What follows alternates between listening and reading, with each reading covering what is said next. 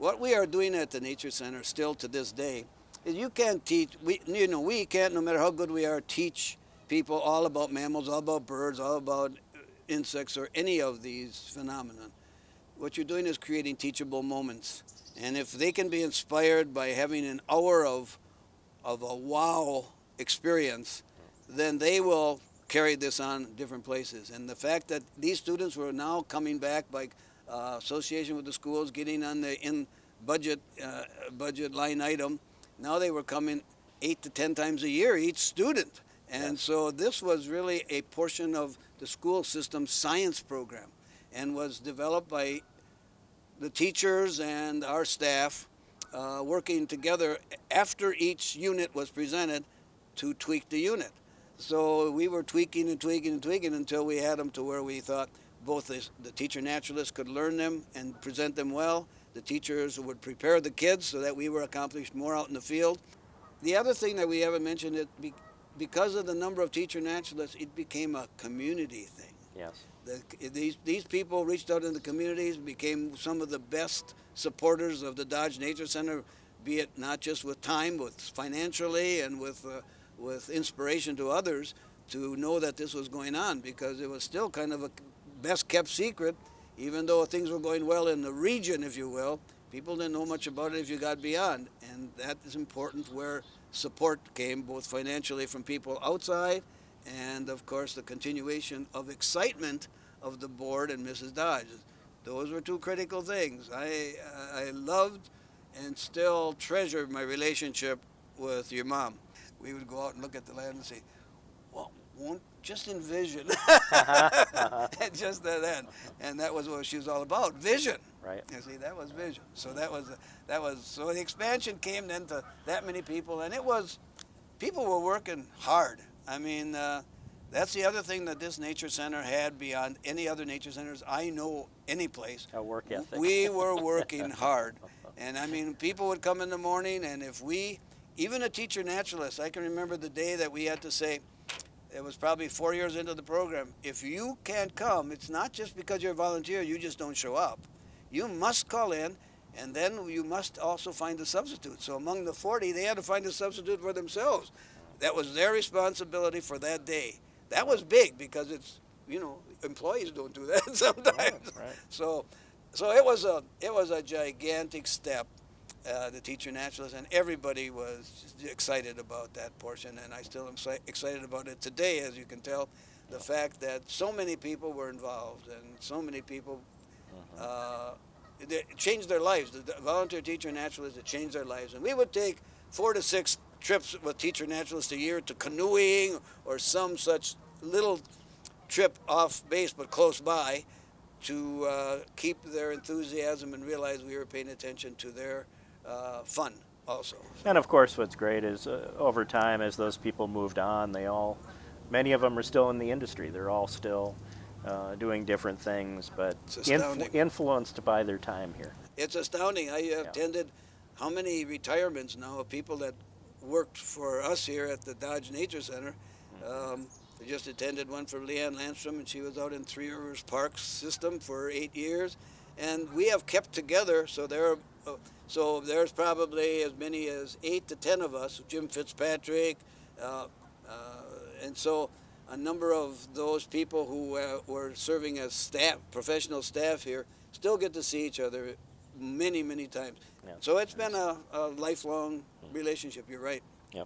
As you mentioned Jim Fitzpatrick, that reminds me of something we should probably document here, since we're talking about Halloween and the trail. He deserves it. Now, Jim Fitzpatrick was one of Jim's naturalists at the time. And he was if you can tell me if I'm wrong, I think he was a Vietnam vet. No, he was. And he, I think he served as, had some experience as a frogman in the military. Yeah. So, Jim, I'll let you maybe tell how he was utilized during the Halloween haunted trail. Well, we had many creative stops along the trails in the Nature Center land that were fun and exciting, and as exciting as we dare make it, because we can overexcite little kids and they go screaming instead of having fun. But one of those was the swamp monster. And to be honest with you, we were trying to create something in the swamp, and we couldn't hide it away. We just couldn't hide it enough because it's open territory. There's water and there's a dock and all that. We had to go out there. So Jim Fitzpatrick, I'll call him Fitz. Yep. Fitz said, well, I think I could do something in the water. And we said, really? so we started out the first year with him in total waders up to his chest, but we weren't satisfied because that was unbelievable to people because he was hidden in kind of a blind and all that out there. So then he developed a process of being virtually all underwater and emerging with this monster face and costume right out of the water on cue. Weeds all over him. That was just one element Terrifying of it. Experience. But it was, and out of that we would explain the marsh. Yes. That was the ticket. So yeah, it was, and those were, of course, when you're working in a project, every one of our staff, I couldn't say that there's not a one I didn't work really hard from the time they stepped here in their work time to the time they left. I'll guarantee you they were working hard and then some. But the actual thing is, and as we sit here, I'm just watching a hawk come in, an osprey come in right there, looking over your geese. But so yeah, they, and I say that because indeed each of them has found a profession beyond that and has really spread the word about the Dodge Nature Center. And the Dodge Nature Center is on the front discussion of anybody who discusses nature education, nature centers in Minnesota. Right.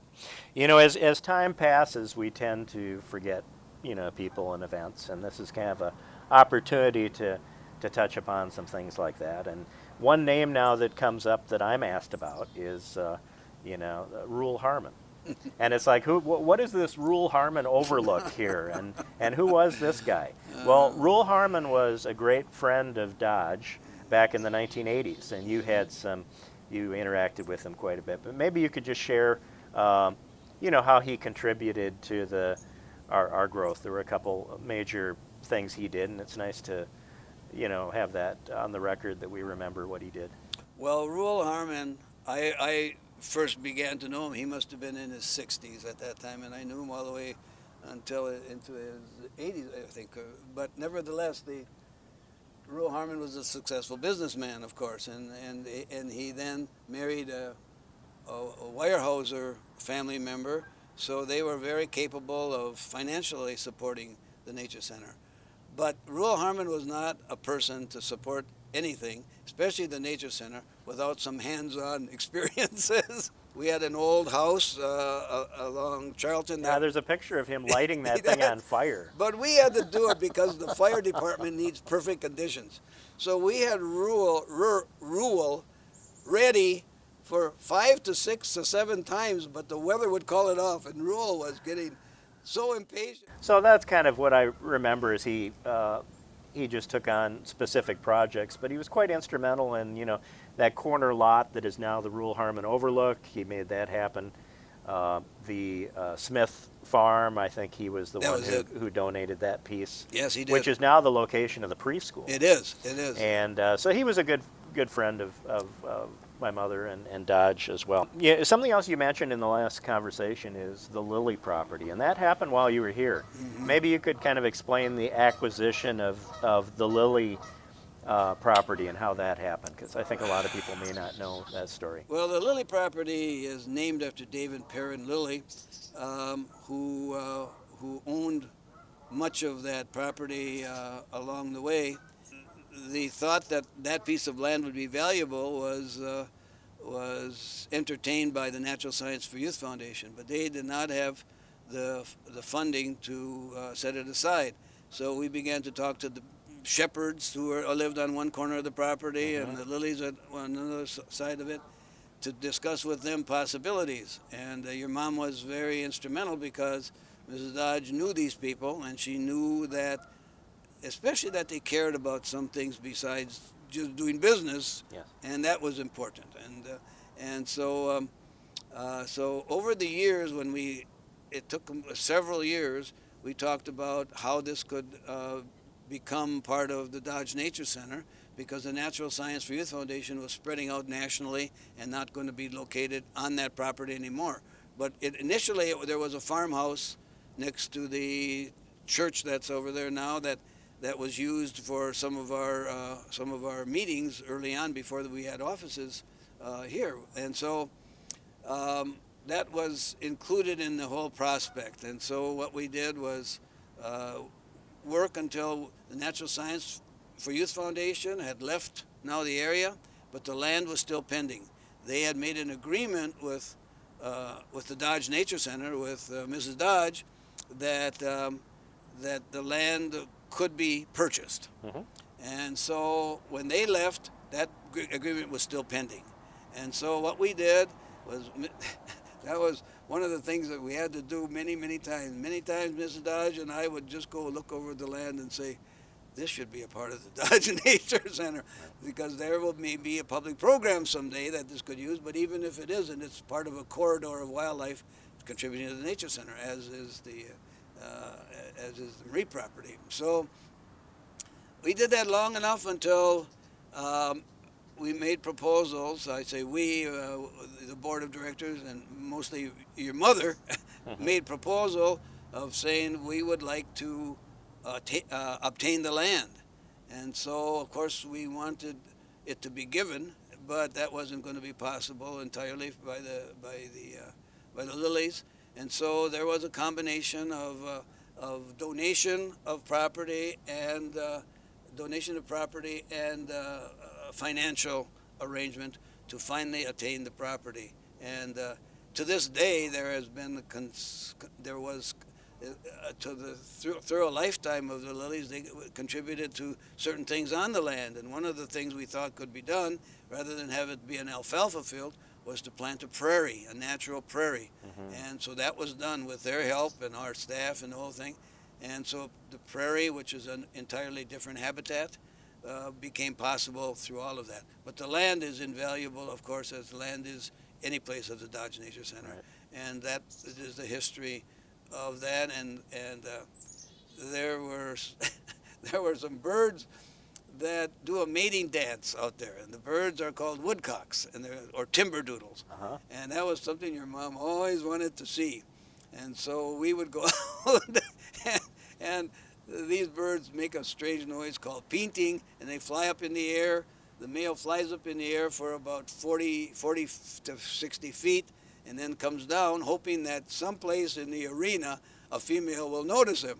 And so you can go out and find them by this peanting noise, and there would be just the time in spring on a grassland. It's the only place they do this.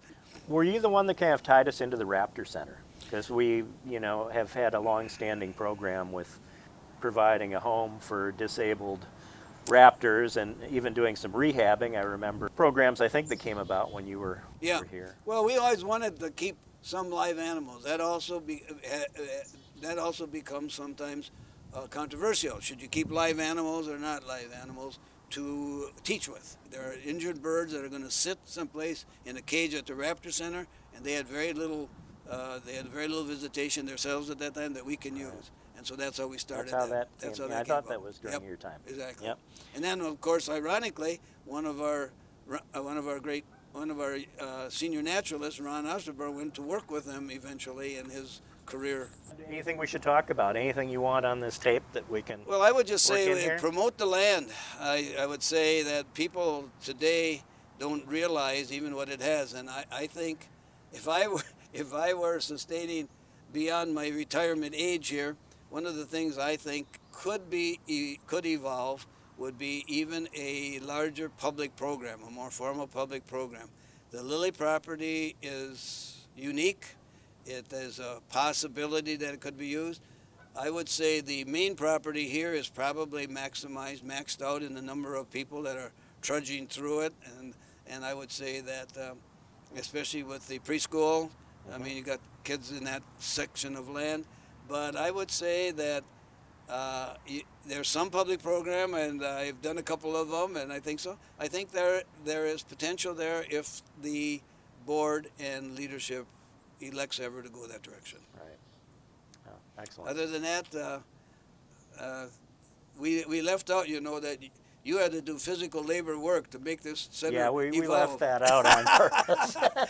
Okay. No, I mean, yeah, It wasn't just our personal relationship has been amazing. I mean, I consider you, everyone in life has 2 or 3 mentors that they believe kind of guided their path. And you were one of those people, without question. I mean, I was quite young when you came on board. right. And right. you helped me kind of with guidance in regard to school and many things along the way. Well, And you were growing up with this, so it wasn't new to you. But what I wanted to do was maybe allow you to see the intensity with which it could be viewed by outside people. Yep. They valued it, and it's so wonderful that you've captured that value system. And yeah, we had some wonderful experiences together. I Yeah. remember a trip to see the sandhill cranes in Nebraska. And, Not only that, we went up to see the wolves. we at went the up to Ely see the Airport. wolves. Yeah, you had me out in the snowshoes out in That's right. the deep woods up Yeah, in Ely looking absolutely. for the wolves. And Yes. maybe we're not done yet. No, I hope not. I hope there'll still be maybe a trip to Costa Rica. Costa in our Rica future. would be a good one. Yeah. Absolutely. Do you have a favorite memory from the time you spent here? Wow, that's really tough because to answer that question, all of a sudden you see an array of years of great fun, successful relationships with people who would take what we were able to give them as part of their giving to us, and to utilize it oftentimes in life-changing activities, and of course to sustain, to help. I would say I'll take a little credit for helping sustain the interest that your mom and many board members had to expand the center. I think those are the biggest memories that I have in that direction, because that's not automatic. And many people, I told this story many times to many people who just heard of the Dodge Nature Center, but I am so grateful that Mrs. Dodge has taken the vision and caring direction of looking at the environment and nature and seeing how much is needed in this direction, and has elected to put her major efforts in the direction of this center. Yeah, I love to really describe her as a visionary, because in No the question. 1960s, this was not in people's wheelhouse at all. Right. That's right. And I like to think that she had an idea and the world caught up with her. I think that's right. And meanwhile, the Dodge Nature Center has been moving ahead, so hopefully the world doesn't totally catch up to it. Right. But in that vein, yeah, she not only had vision, she had a willingness to struggle. There are some people who will support a project when it gets a little tough going. She could, Yeah. and so the struggle was, she stayed in, and so yeah, that's a great treasure for me to have, and to, I hope, contribute to the understanding of other people how early this was in the movement. In the 1960s, I could tell you, it was tough to get 10 people to stand together to talk about nature and the environment, unless it was a hunting program or a DNR program. So the nature centers changed that. And at that point in time, nature centers were so unusual, since I was consulting earlier on for 16 states, they were so unusual that other centers knew about almost every center that was formulating, because it was the cutting edge of this entire movement. And now, if you look around, almost every city has one in their parks department or some such thing as that. I mean, nature centers are now part of the mainstream. But don't forget, I couldn't find 10 people to stand in a group and talk about nature and the environment back in the 60s, because it was a whole different time. So, absolutely. Yeah, no, great. After 15 years in 1991, you moved on, and no one has come close to your longevity before or after. So we really owe you our thanks, because much of what we are today is because of you. And I guess I would ask, how would you like to be remembered here? Someplace appropriate in the nature center, wherever that might be, would be something that would call attention to me that said he cared and he tried. Nice. Very nice. Good. So good to talk to you, Yeah, Tom. yeah, thank you. Yeah, no, this was great. Good. Okay. Really great. And so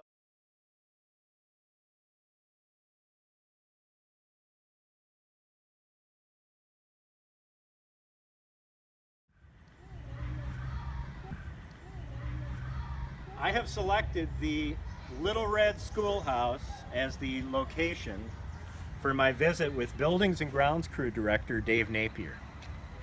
And Dave, you came on board in 1977, and you have provided oversight on many projects over the years, including the building of the preschool, the farm education building. More recently, you led a campaign to restore many of the older structures on the property, including our barn museum, the office complex, and the Little Red Schoolhouse. So Dave, maybe you could talk a little bit about what did we do to this building to bring it back up to speed? That's great, Tom, but before I get into that, I would like to mention something. My very first job here, do you remember what it was? My very first job at Dodge Nature Center in the summer of 1977. Yeah, well, I remember working on the boardwalk with you. Yes. Yeah. Also, just a few hundred feet away from here, what were we doing? What did you teach me how to use?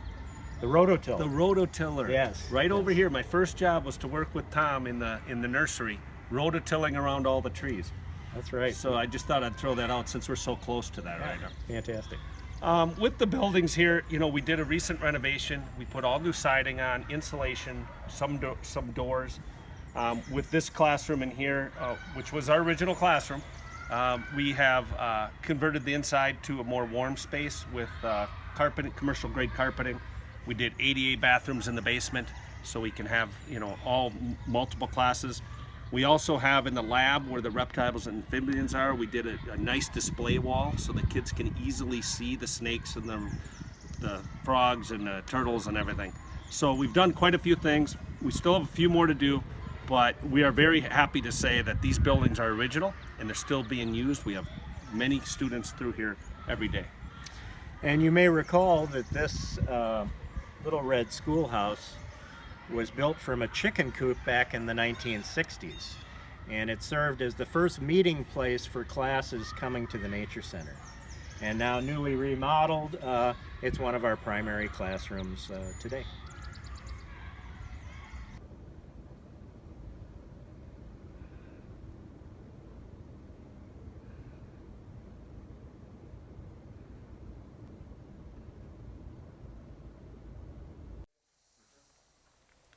To set the stage, the year is 1992. Executive Director Jim Malkowski has just moved on. The Nature Center is now well established and widely known. We're providing a quality product for 35,000 kids with environmental education. We have a new executive director. His name is Gregory Lees, and he came to us from the University of California, Davis. And I always find it interesting to contrast the various resumes of the executive directors that we've had over the years, because it's quite varied. We've had some come out of the field as naturalists and grow into the position that way. We've had other people with business backgrounds. And when I think of Greg, the word that comes to mind is academic. He was an academic. He was a master's in biology, and he liked to call himself Dr. Gregory Lees. And he was an assistant to the dean on projects related to botany. And he came to the Nature Center at a time when we were contemplating the next stage of our evolution and appealing to a more broad and diverse audience. And that actually became the theme of the 90s. And I think it's the theme today. You know, we were constantly trying to grow our base of people who take part in the Nature Center. So what is your recollection of that time when Greg Lees started and he was the board and the staff were, there was a feeling of new beginnings that was happening at that time. and everyone was quite excited. So what do you remember about that? Well, Greg Lee, like you said, came at a time when we had an established program. Jim Malkowski did an outstanding job getting the program to where it was. And I think the important thing to remember here, which will come into play later as we talk, is we had done all this programming, 35,000 student visits a year, through old chicken coops converted to classrooms, through old barns converted to museum and lab, old sheds converted to, in some cases, offices. I know the farm offices were basically in the barn or in the shed. So we had looked at maximizing all the facilities we had. So Greg Lee came at a time where it was perfect to look at how we can improve our facilities to catch up with our programs. But really what he did is strategically set us up to do a capital campaign. And that capital campaign kicked off in 1997 and produced many quality buildings that we have today. Yeah, well, before we get into that, one thing you were talking about is it's interesting to mention the situation with programming at that time, because while we did have many of the public festivals that we have today, we have the Farm Festival and the Halloween extravaganza. In many regards at that time, we were kind of a one-trick pony focused on 35,000 paid school visits a year. And so this, when Greg Lees came on board, I should mention also that that was nothing to sneeze at. At that time, it was double the attendance of any other nature center in the Twin Cities and 3 to 4 times the average nationwide. Okay? Yes. But Greg Lees comes on board, and I remember his first interview with a newspaper. And in his own words, he said what he wanted to do was reach out to the community and to provide for their wants and needs through our programming. So Greg was very much about social consciousness and community and those kind of things, which actually meshed really well with what was happening at the Nature Center at that time. And we were at the tail end of putting together a 5-year plan that Jim Malkowski had put together. The timing was perfect because some of the conversation then turned to, how do we achieve this broader audience that we're looking for? So we started talking about after-school programs for single parents. We talked about family gardening. That's where the whole idea of the camps came from, was this time. We had weekend camps, summer camps, programs for seniors. And it became apparent that in order to accomplish some of these goals, it would require, quite expansion in terms of facilities. And so the capital campaign emerged out of that. So what is your recollection of kind of the 5-year plan and the capital campaign and the priorities that we came out of that with? Okay, well, I'm going to go just to the 5-year plan, which Jim Malkowski orchestrated, and it all came down to he took the staff for a retreat up at Telemark in Wisconsin with all the staff. It was a weekend retreat in the winter, and we did a lot of brainstorming, hours and hours of brainstorming, evenings of brainstorming, tying in with some fun. And what really came out of that is a vision for what the Nature Center can be in the future, looking at what we do well now, what we'd like to do in the future. And so it really did, Greg Lee's time here really did tie in nicely with what Jim had built. And I think no one saw it more than me, who obviously was here through all of that. Right. And the capital campaign, a lot of things were contemplated, but in the end, a significant amount of money was raised. And we did some major renovations to facilities. We did the expansion of the office, moving the entrance from Charlton Avenue over to Marie. And that was in '98. The farm education building was next. I think that was in '99. The preschool opened in 2000. In 2003, the Raptors got a new home, but all of these things were kind of part of this big capital campaign and the funding that we achieved through that. So it really allowed us to take the next step in our evolution of being able to accommodate, many more different types of audiences. And one thing I would ask is, I was trying to place the Sugar Shack and when that came about. Do you recall when that was moved over to the farm location?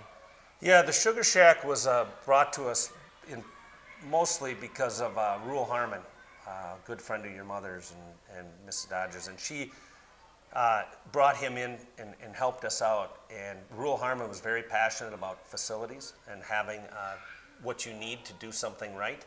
And he brought us an Eric Sloan drawing of a sugar house and said, I saw this in an article, this is what you should have. So we actually replicated that drawing and currently use that building back in 1990. I believe it was 97. We received the money for that, and that's what we use today. What a lot of people don't realize is that the maple syrup module for years and years happened in a different location. Do you recall? Can you share? I do recall. It's still there today. It is in the basement of Mrs. Dodge's garage, yes.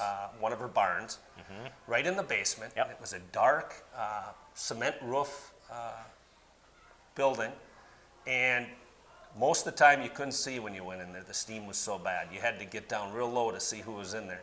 Yep, the initial collection process and tapping of the trees was usually around the elderberry trail, and then they would bring the bags of sap down to the basement. And it was a wood burning evaporating tank.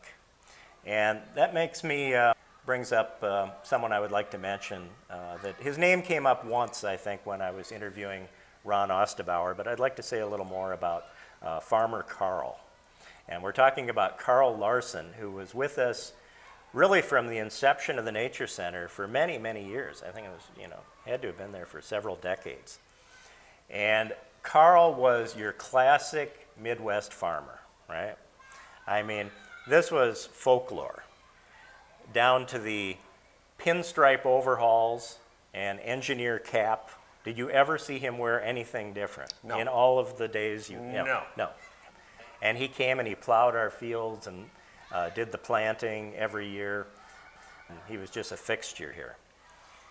And because the wood-burning evaporator tank, required some supervision to have kids there, he was placed in charge of stoking the fire and keeping the temperature right to boil down the sap.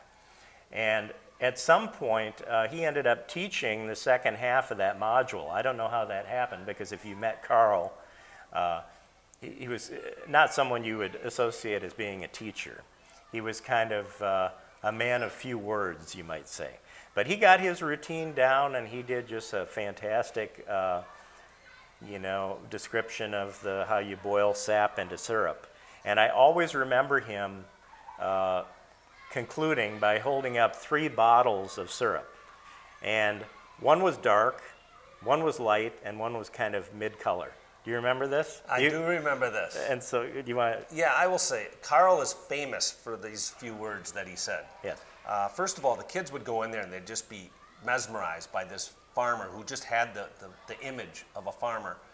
And when he would hold up that color display, he would say, "Does anyone know which one is the best flavor?" And they would all look and they'd all say the dark one.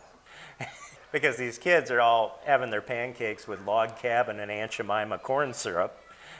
So it was inevitable that the kids were going to say the darkest. And he was so ready to say this. And he would look right at him and say, "Just the opposite." Yep. And he was famous for that. And I think a lot of teachers from that, volunteers and teachers who led the tours, would use that just because. And I think the reason he taught the classes, when they got to that evaporator, Carl had that spirit about him that I think they thought was more effective with the kids. Yeah. And so he was a great guy, and I just want to say he would be very proud today that when Mrs. Dodge brought him in, he brought some of his own farming equipment. And today we are still using the Ford 2000 tractor. It was a 1964 model. Really? And Okay. we still use that on a daily basis. Yeah, they don't make them like that anymore. And we've kept it in great shape for Carl, so in honor of him. Since I have you here, and this is a little off of our history talk, but the other couple who you would remember well, having been here since almost the beginning, were our farm caretakers, Ollie and Vi. And same story, they were here almost from our inception, and they were the caretakers at the farm. And do you have any memories of Ollie and Vi? First of all, we remember Vi as Vi, but Ollie never called her that. It was Ollie and V. V. He yes, always okay. called her V. He was the only one. Uh-huh. But no, Ollie and Vi were great. I mean, when I came in, I was only a young kid and looked up to him a great deal as he took care of the farm. And what I really remember is their passion for the farm animals and the care of the farm animals. Anytime there was a sick animal, they always brought it into their kitchen and took care of it and nursed it back to health. Very few times did they have to call a vet. They just knew what to do, and their instincts took over. And that, to me, was Vi's calling. I mean, she just had a blast with that. Yeah, well, they were both so good with the animals, and that, of course, to my mother, that was very important to her. It was extremely important that the animals had humane treatment, and so you're right, that's what I always remember is Vi taking sick animals into her house and feeding a baby goat in her living room with a bottle, and just a wonderful couple. Yes. So worth mentioning. So on the timeline, we talked about Greg Lees, and he was with us for 7 years. He left in the year 2000. And then we had a brief period of time where we had an interim director by the name of Frank Tiffany, and he was a board member. And that led us to Dave Metzen, who was with us for about 3 years, and he was followed by Ben Van Gundy for 6, and that brought us up to Jason Sanders, our current executive director. The preschool opened in 2000, right? So that's just about when Dave Metzen was here.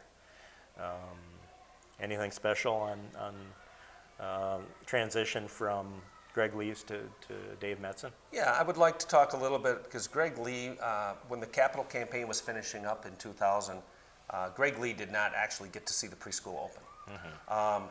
The preschool, I also want to add that the preschool came about because it was put on the campaign as kind of a blue sky dream. We knew that it was pretty expensive to do it. Right. But when someone saw it on the list, Cy and Vicki Ford saw that on the list, they drew to it, and they thought, if we can get environmental education to preschool age, it would be a home run and have them at Dodge. So really, Cy and Vicki Ford were really instrumental in making that move up the ladder as a priority to come about in the capital campaign. So, so that expanded our capital campaign goals, financial goals, but we achieved them. And so what we did is then we went in, Greg Lee left, and we came on with Dave Metzen. And with Dave Metzen, what's really amazing is when you look at the transition from executive director, here's another way that this transition was very effective for Dodge. Dave Metzen came in with the bigger picture concept, bigger ideas, bigger. Matter of fact, our gala went from a $70,000 goal to a $120,000 goal, and the board members almost, gave up on it and said, we can't do that. But Dave had them thinking big picture. They achieved $120,000 that year, and they never looked back. We've never looked back on achieving those goals. But the other thing we did is we started a marketing campaign. Dave Metzen was involved in starting a marketing campaign called Soaring to New Heights. And really, when you look at the financial goals being stretched, and you look at a marketing campaign to Soaring New Heights, it kind of tells a story. The egret logo had long been standing in a marsh, and the marketing group we brought in thought of having it flying. So now our logo has changed from standing in a marsh to flying, which obviously ties into the Soaring to New Heights. Yeah. Big time for Dodge, financially and market-wise. because now we're marketing to a new concept of, Yeah. we're soaring, we're on the move as a nature center, and the preschool really made that happen. As you know, how many preschool kids we teach every day, 128, Yeah. each session during the year. Well, you became quite seasoned during this time because, I mean, you as the buildings and grounds director, had the oversight of all of these projects, What was it like to represent the Nature Center in the building of like the farm education building or the preschool? Those are big operations. So. They taught me a lot. I was very honored by being able to be the staff person to take that on. And the other thing is to take it on through different directors. I had to carry it on through other executive directors, which was really kind of a challenge and one that I welcomed. When you look at Dodge Nature Center today, there is only one building from our original site. The rest have either been moved, or we've moved them, or someone else has moved them in. Mrs. Dodge moved in the museum, but we only have one building that's the same since the day I started. Yes. And so I'm very proud to be a part of that and see today we reach almost 60, 70,000 people a year through community and classes. It's great to see, and it really brings us to today where Dodge is. So. Right. Olivia Dodge, now in her 80s, formally resigned from the board in February of 2002. But she never left the scene, right? I mean, she took daily walks over to the Nature Center, and she was stayed involved even after she retired. Any memories of Mrs. D you want to share?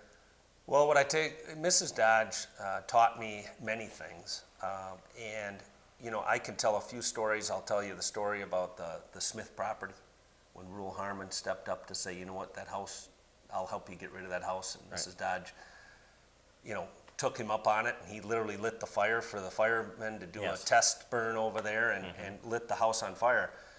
Well, there was a barn there, and Mrs. Dodge and I one day were looking at the barn, and we talked about saving it, and she wondered, could we save it? And I said, I think we can save it. So we walked through the barn. We met over there, and we walked through this old barn, and between the two of us, we talked about what it could be.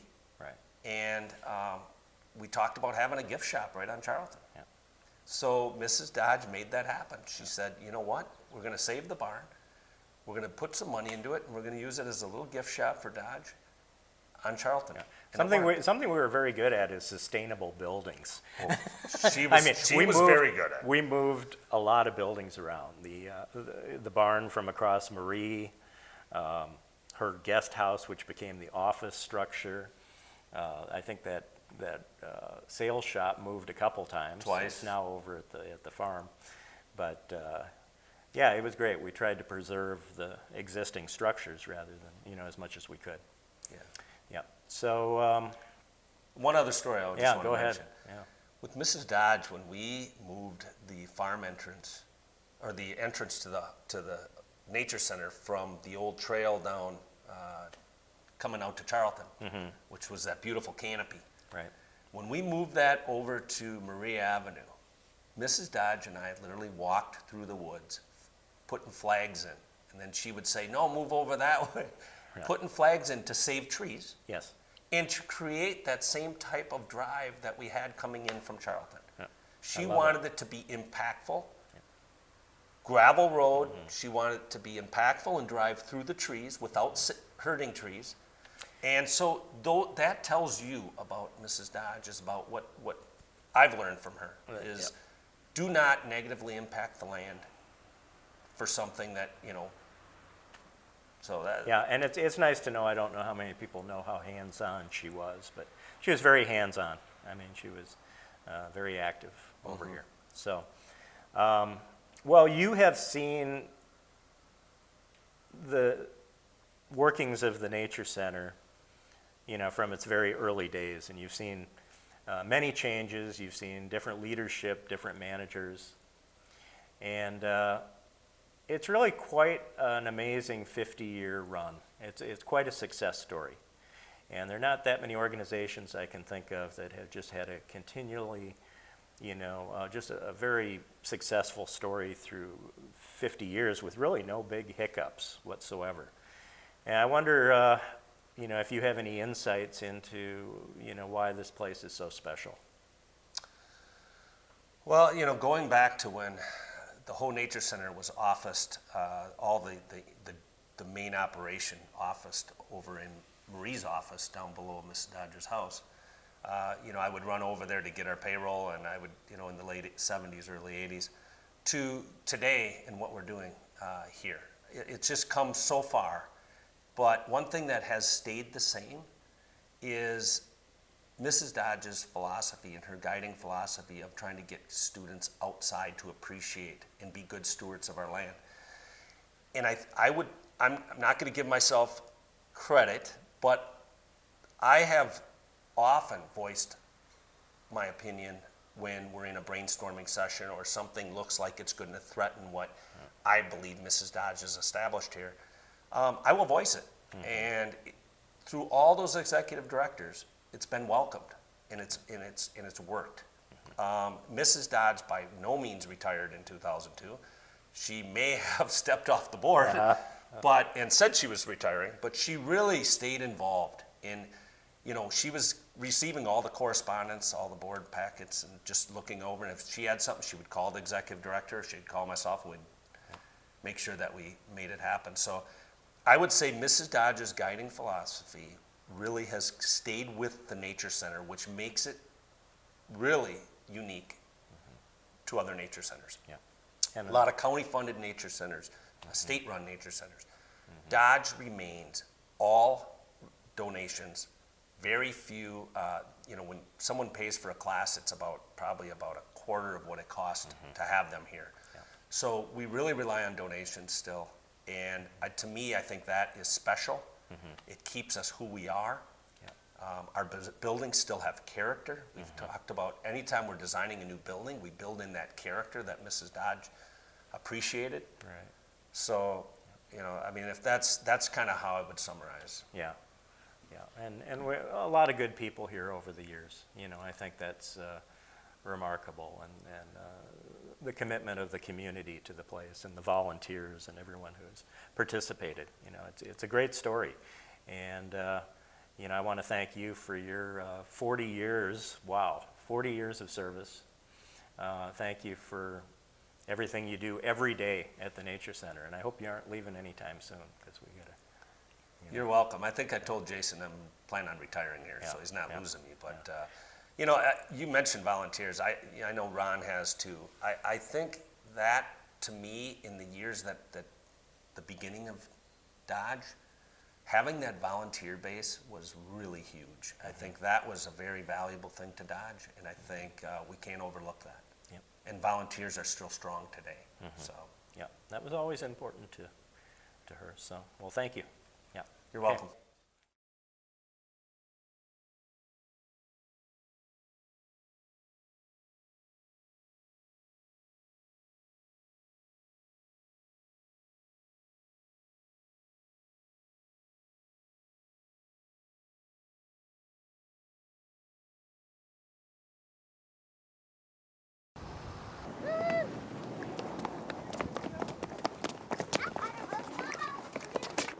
We send 178 to 180 children through here every year, and these are children who've had this experience, and families who've had this experience, and they'll continue to come back and participate in Nature Center programs as they get older. They've discovered caterpillars that we've hatched into monarchs. They've gathered eggs at the farm to hatch later. They built forts in the woods. They've been outside, and with the trend toward childhood obesity and diabetes and all the problems, these children have spent the day being active and being outdoors. And that's a gift we can give them. For our final segment, I would like to welcome you to the Dodge Nature Center Preschool. This is one of the first of its kind in the country, and I'm here with our current executive director, Jason Sanders. And I want to get right into this preschool program because it has just been a game changer for us. And Jason, go ahead and, there's no better way to convey this, I think, than to start with what happened last summer. Sure. Yeah, last summer we hosted with Natural Start Alliance a national conference here at the Nature Center. And this brought in 200 attendees from 28 states and Canada, and an opportunity to see Dodge in action. An opportunity for them to be in the classroom, but more importantly outside the classroom, on the dock for aquatic life, going through the farm, and seeing our children here at Dodge go through their day-to-day activities here. We shined that conference. Our staff was outstanding, our board was outstanding, and it really set Dodge again apart from what we do in environmental education. The structure was completed in the year 2000. At any given time, we have 180 some preschoolers going through the doors, and always a waiting list, which is a good sign, right? Can you talk a little bit about how this building came to be? Sure.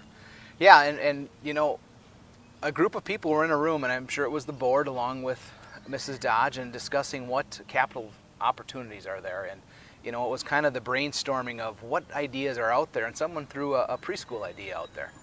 And you know, it stuck right away. We had some wonderful funders in Cy and Vicki Ford that said, hey, you know what, I want to see this happen. I want to make this real at Dodge. And in 2000 it became real, and now today, you know, we have 3 through 5 year olds during the school year and in summer camps spending their time outside, really getting in touch with nature. Yeah, and I think, you know, as you said, it is worth noting that this was really the brainchild of Vicki and Cy Ford, and it's just been amazing how well this has integrated into what the Nature Center is all about. Sure. And as a side note, it has also, you know, been a wonderful thing to secure our financial future. Definitely. As well. Yeah, I mean, when you run a nonprofit, obviously you look for individual gifts and donors and supporters, but when you have an opportunity to have some earned revenue along the way, it helps significantly in the budget every year. It helps hopefully give back to staff, which is, you know, so very important. And you know, also that continuing funding. You build a building and new opportunities, you know, it comes with expenses, and we're happy to, you know, have that support still to this day when there's things that need to be fixed.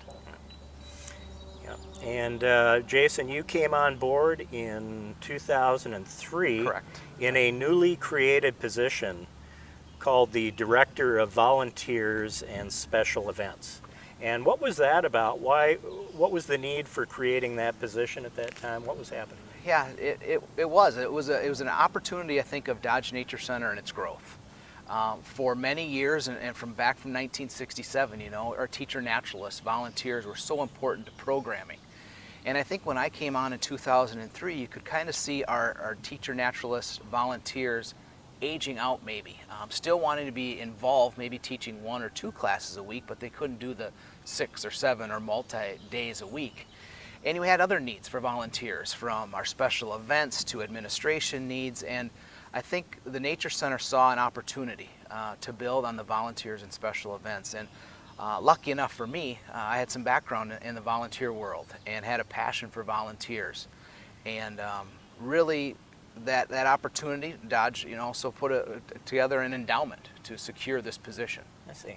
Well, I would be willing to bet your first meeting with my mother went pretty well. Oh, it was fantastic. Because this was a great passion of hers, the volunteer program. Yes. So I can't imagine that that didn't work out pretty well. It was excellent. I remember to this day, and it'll be something I'll never forget, because Dave Metzen was the current executive director at that time, and he says, you need to go over and meet with Mrs. Dodge. And I was nervous. I mean, I knew of Mrs. Dodge. I was at a nonprofit down the road here, and to be able to have an opportunity to sit down one-on-one in the sunroom, in the big house, and really get to know Mrs. Dodge and really see her passion around volunteers, you know, and staff. I mean, we have a great building here at the preschool. We have other wonderful buildings, but like Mrs. Dodge always said, you can have the best buildings. It's all in part, what really matters is the people inside. And I think if you get to know Dodge, you'll get to know the people. Right. And that time of probably 2 hours in that sunroom of just communicating, that passion, that excitement for volunteers and staff, and the events. You know, she put on big events at the house, and those took form here at the Nature Center with Halloween and things like that. And 2010, you became executive director of the Nature Center. And I've been kind of talking about the different executive directors we've had over the years, so why quit now, right? Exactly. Even though you're here.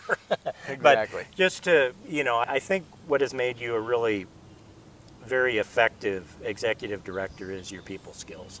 And I think you're a very popular person here, and I think it's because of your communication, team building, all of those kind of things that are just so important in leading any kind of an organization. And in the last segment, I was talking to Dave Napier, and I started thinking about the backgrounds of the various executive directors that we've had, and what diverse backgrounds it has been. And you're no exception to that, No, right? no, not at all. I will add to that diversity in ways of I have graduated from Mankato State in corrections, so I have a corrections degree. I had a goal of working in a prison and being a probation officer, and really had a passion for that. And I thought that's where I'm going to end up. And what changed me was where we're at this setting right here. Is one day, as I was kind of being courted to come over and be the volunteer events director, they brought me into the preschool. And at that time, I had 2 preschoolers. And I walked in these doors and said, this is where I want my kids. And over the years, I got to watch my kids go through the preschool, go through summer camps, help with our events. And I said, this is a place I want to be, because I see it in them. I get emotional when I talk about it, because now they're ready to finish in their high school years and going off to college. And that opportunity of Dodge Nature Center and the preschool, and what they take notice of now, that without this experience, just wouldn't be the same. And I'm just so happy I walked in the doors that day. Well, I think we all are. So I'm going to take us to the year 2013 now. Big year. And that was a huge year, right? Yes. I mean, 2 major events happened in the year 2013. One is we were given a house on the main property to be used for our fellow program. And we also received a 120 acre or 30 acre? 130 acre farm in Cottage Grove. I would like to start with let's talk about the fellow program. Sure. And just the evolution of the fellow program, where we are today and where you see that going. Yeah, and that's, it goes back to the staff.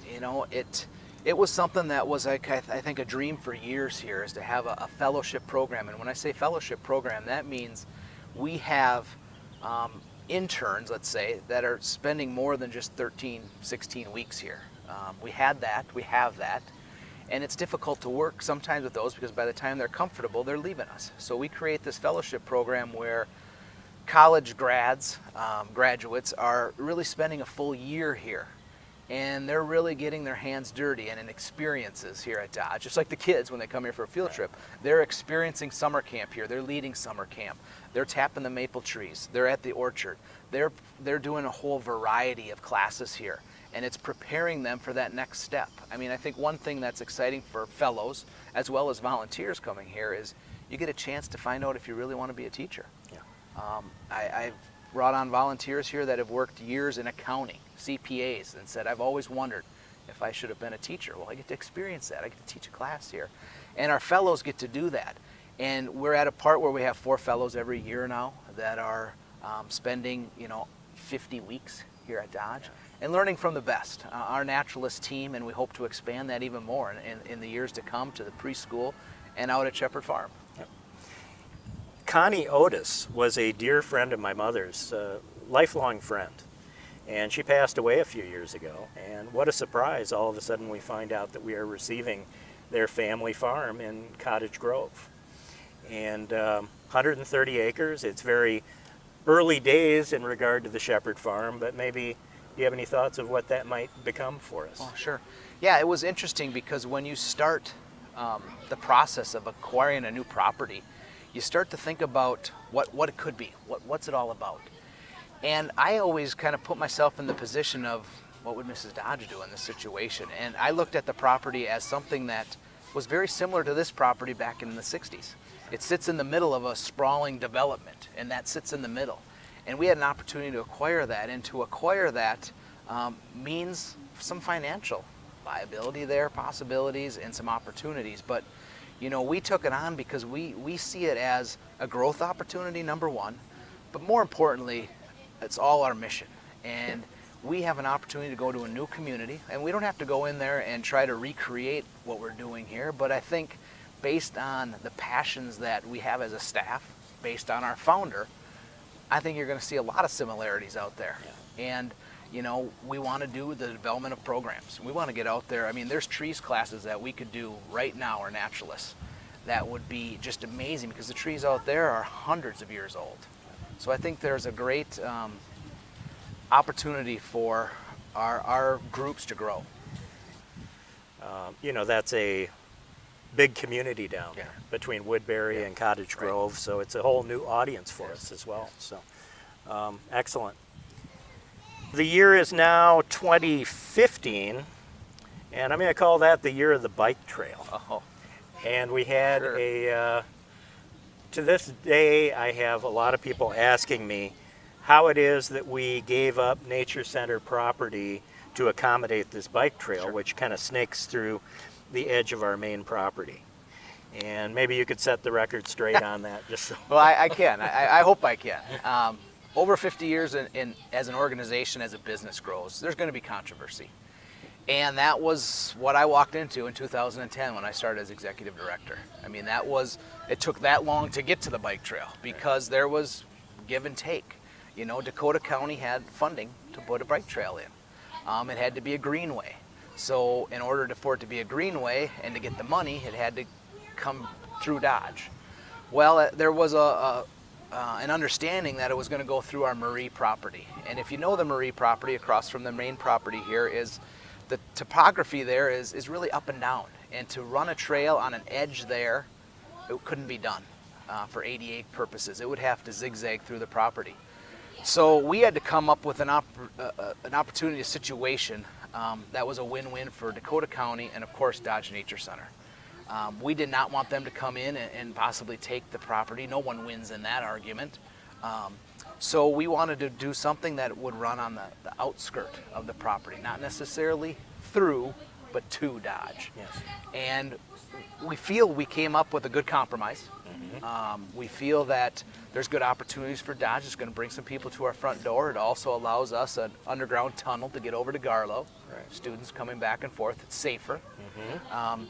You know, and now since 2015, we've seen some growth. We've seen some activity.